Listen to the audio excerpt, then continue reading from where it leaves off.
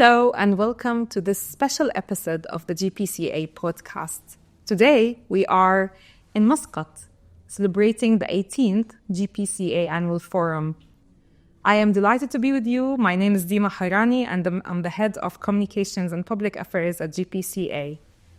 This year, the Annual Forum marks a very important milestone for GPCA because we launched the first GPCA Startup Nexus. This is a key initiative. GPCA has been working on launching it to ensure that we provide a platform for startups, innovators, to connect with investors and the leaders at the chemical industry. And I am today very delighted to be joined by one of these shortlisted companies who made it to the top 5, CarbonCapture. And CarbonCapture is represented by Aidin Sadr, Vice President, Corporate Development at CarbonCapture. Hello, Aidin. Hello. Great to have you. It's a pleasure to be here. So I want to start by congratulating you for being one of the shortlisted companies in this event and at the launch of Startup Nexus at GPCA. What does that achievement mean to you? It's a great honor. We're really excited to be here in this inaugural program. The GCC has a rich history of energy development, and we're eager to expand opportunities at partnering with new entities and companies and bringing our market-leading technology to this global market. Amazing. Honestly, we want to hear more from you in this interview about how carbon capture is actually helping in the climate change. I think that's a great question. So maybe we'll start with where are we? What do we do? We're a vertically integrated direct air capture technology producer. So what does direct air capture mean? We establish a box. Think of a 40-foot shipping container which sucks emissions out of the atmosphere. It can be located anywhere in the world, and it helps not only remove CO2, but reverse the effects of climate change. What makes us unique is our technology can take the CO2 out of the air, and once it's captured, can either sequester it in the ground, store it away permanently for permanent sequestration safely, or it can be used in very unique processes like sustainable aviation fuel, industrial processes.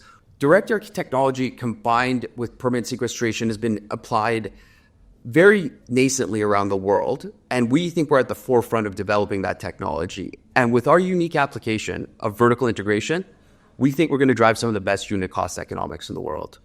Oh, that's really amazing. It sounds like a very sophisticated technology. At the same time, to hear also a startup, looking at this, we are talking about a startup company, right? You're still categorized in that. How does entrepreneurship and innovation in that sphere, how do you see this is important to provide or playing a role in driving an active solution for our planet and for sustainability? It's a good question. And this is what really makes us a little bit different. We have a leading team of engineers and material scientists that are part of our team. And entrepreneurs work on solutions not of today, but they look to solve problems of the future. And that's what we think we're very well situated to do so.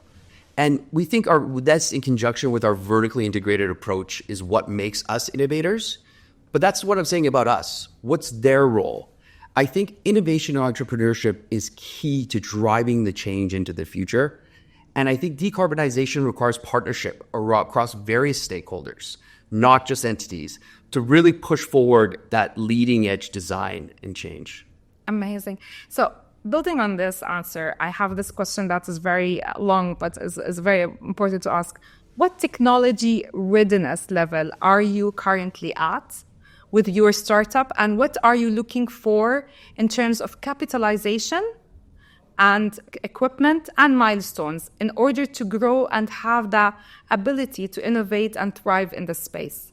Yeah, happy to say. So we're proud to state that we're at TRL level 8, which means a lot in a nascent sector that's been growing. To date, we've raised $90 million of capital, US, through a Series A funding round. We have project supporters with the investors that include Saudi Aramco Ventures, Amazon, and Siemens, who have been very big supporters.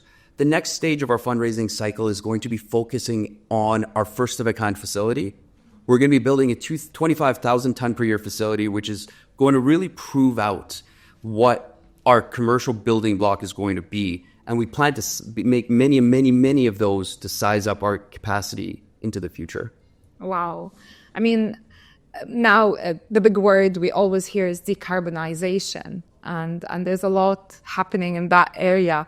Can you tell us what are the key challenges to drive decarbonization in your view as that startup driving that kind of agenda as well? Yeah, look, decarbonization requires technology innovation. But what we tend to talk about is these are hard tech. So what does that mean? Is large capital expenditures to scale up technology. Now, these are large assets, and the usual providers of financing for these large-scale assets tend to be averse to taking technology risk. So it puts this unique standpoint where many technologies need to develop their first-of-a-kind commercial facility in order to prove out that it works and to attract new and appropriate sources of capital. And to bridge that, it requires partnership. It requires catalytic, or often known as philanthropic capital. It requires government support, which then unlocks the private sector. And we think that through the partnership across these entities, it's going to unlock the next wave of growth, accessing those traditional project-type infrastructure capital. But you need that partnership early stage to really catalyze that growth. That's correct. And if I may ask that question, how do you see the chemical industry actively playing a role in that kind of partnership sphere?